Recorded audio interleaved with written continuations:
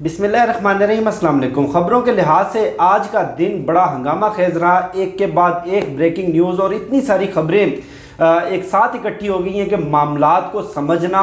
بہت مشکل ہو گیا ہے۔ ہماری صحافت کی لینگویج میں کہتے ہیں سموک سکرین،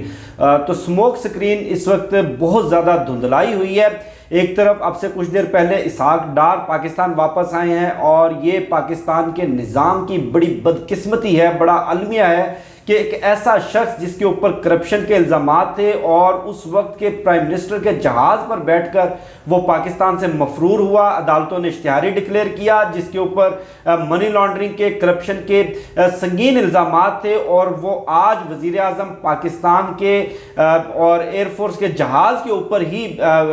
بیٹھ کر واپس آیا، اور جو پولیس اور سیکیورٹی اہلکار اس اشتہاری کو تلاش کرنے کی مہم پر تھے، جو اس کے گھر پر جا کر نوٹس چسپاں کرتے تھے، اب وہی لوگ اس کو پروٹوکول دیں گے۔ اس کے ساتھ ساتھ جو دوسری بڑی خبر آج کے دن سامنے آئی ہے وہ مریم نواز کے پاسپورٹ کے حوالے سے ہے، اور بہت بڑی خبر ہے کہ مریم نواز کی پاسپورٹ واپسی کے حوالے سے نیب نے جواب تیار کر لیا ہے اور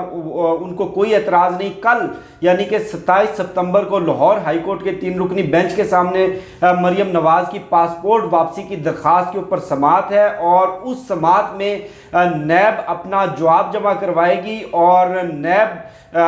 بلکہ میں بتا ہی چکا ہوں کہ جواب انہوں نے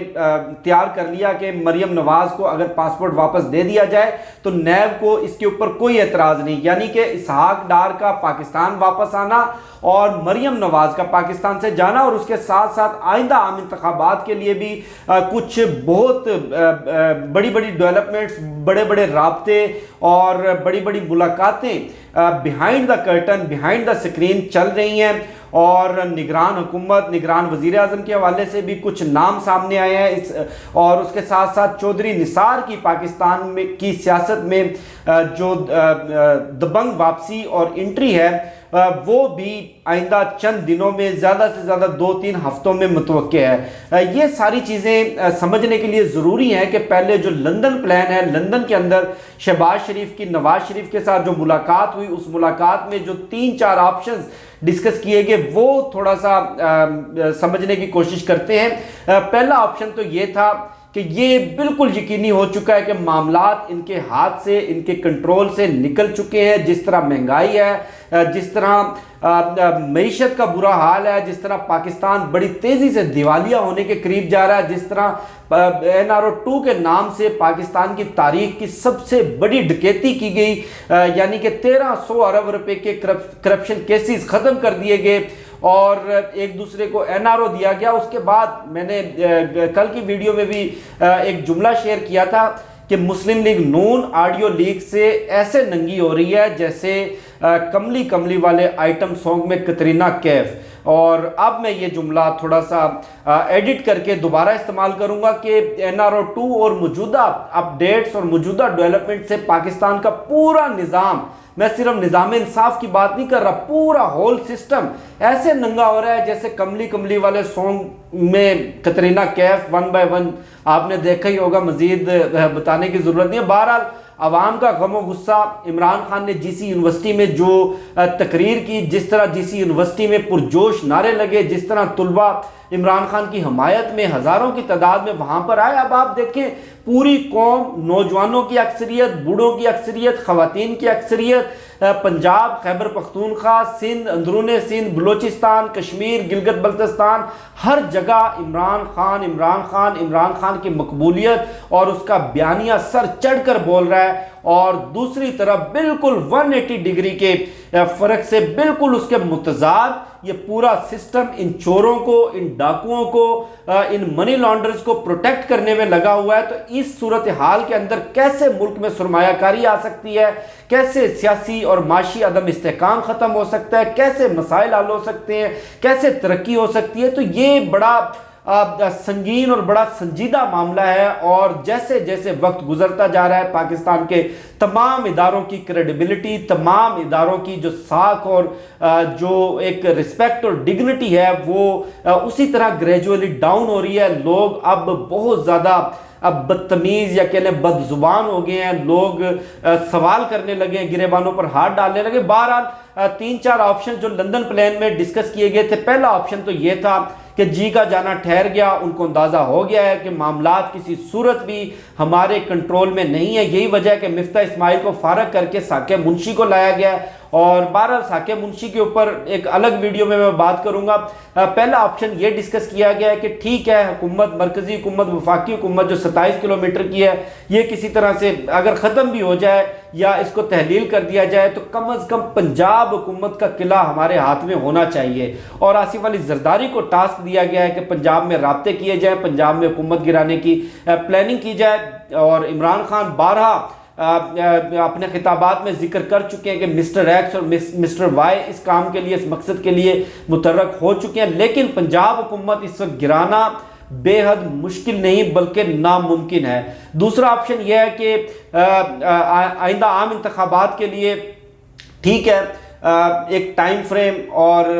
جن پلرز کے اوپر، جن بنیادوں کے اوپر یہ حکومت کھڑی ہے، آپ کو بھی معلوم ہے، مجھے بھی معلوم ہے کہ 4-5 ہفتوں کی دیر ہے، اور اس کے بعد یہ سارے پلر، یہ ساری بنیادیں کس طرح دھڑم سے آ کر گرتی ہیں۔ تو نگران وزیر اعظم اور نگران کابینہ اور اس پورے سیٹ اپ میں میکسیمم اپنے بندے لانے کے لیے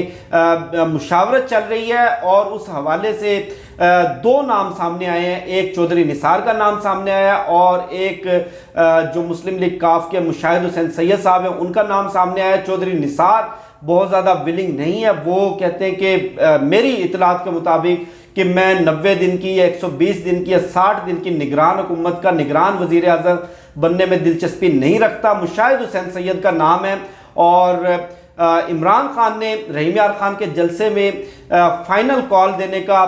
اعلان کرنا تھا، فائنل کال دینی تھی، لانگ مارچ کا انہوں نے پورا اپنا پلان سامنے رکھنا تھا، لیکن آخری وقت میں انہوں نے فائنل کال دینے سے گریز کیا۔ بہت سارے لوگ پوچھ رہے تھے، بہت سارے لوگ سوچ رہے تھے کہ آخر پس پردہ چل کیا رہا ہے۔ پس پردہ جو چل رہا ہے وہ میں سب سے بڑی خبر آپ کے ساتھ شیئر کر لیتا ہوں۔ ایس ایم منیر صاحب کراچی چیمبر آف کامرس کے صدر ہیں۔ آج ان کا ایک ویڈیو کلپ سامنے آیا کہ 3 روز پہلے army chief general Qamar Javed Bajwa Karachi chamber of commerce میں آئے، وہاں انہوں نے صنعت کاروں سے ملاقات کی۔ صنعت کاروں نے موجودہ معاشی صورتحال پر اپنے تحفظات سامنے رکھے کہ بہت زیادہ دیر تک اس ماحول میں کاروبار کرنا، صنعتیں چلانا ناممکن ہوتا جا رہا ہے۔ ہمارے لیے یہ مجبوری بن جائے گی کہ ہم یہاں سے اپنا سارا مال ملبہ سمیٹ کر کہیں دوسرے ملک شفٹ ہو جائیں، اور ان حالات کا، اس کرائسس کا صرف اور صرف ایک ہی حل ہے کہ انتخابات کروائے جائیں، اور انتخابات کروا کر ایک مضبوط حکومت لائی جائے۔ تو ایس ایم منیر صاحب کا یہ دعویٰ ہے کہ army chief general Qamar Javed Bajwa نے صنعت کاروں سے، بزنس مینوں سے یہ وعدہ کیا کہ میں کوشش کر رہا ہوں کہ آئندہ عام انتخابات کی تاریخ کے لیے شہباز شریف اور عمران خان کو ایک میز پر بٹھا کر کسی طرح سے مذاکرات کروا سکوں، کسی طرح سے فائنل جو الیکشن کی ڈیٹ ہے وہ ڈیسائیڈ کی جا سکے۔ اور یہی وجہ ہے کہ آپ ٹائمنگ دیکھیں عمران خان کے رحیم یار خان جلسے کی، ایس ایم منیر کے آج کے اس ویڈیو بیان کی، اس ملاقات کے بعد جو پس پردہ جو ساری چیزیں چل رہی ہیں، اور اسحاق ڈار کا پاکستان واپس آنا، مریم نواز کا پاسپورٹ واپسی کے لیے درخواست دینا، شہباز شریف کا لندن میں جا کر طویل ملاقاتیں کرنا، مشورے کرنا، لندن پلان بنانا، یہ ساری چیزیں ڈاٹس کے ساتھ ڈاٹس اگر آپ جوڑیں تو بہت ساری صورتحال، بہت ساری پکچر کلیئر ہو جاتی ہے۔ الٹیمیٹلی حل صرف ایک ہی ہے کہ الیکشن ان کو کروانے ہوں گے، اور اس وقت آج کروا لیں، 6 ماہ کے بعد کروا لیں، سال کے بعد کروا لیں، جتنا تاخیر کریں گے اپنا بھی نقصان کریں گے، ملک کا بھی نقصان کریں گے، اور عمران خان کو واپسی سے روکنا اس وقت ناممکن ہو چکا ہے۔ مجھے شفقت علی کو دیجیے اجازت، انشاءاللہ آپ سے بھی نیکسٹ ویڈیو میں ملاقات ہوگی۔ پاکستان زندہ باد۔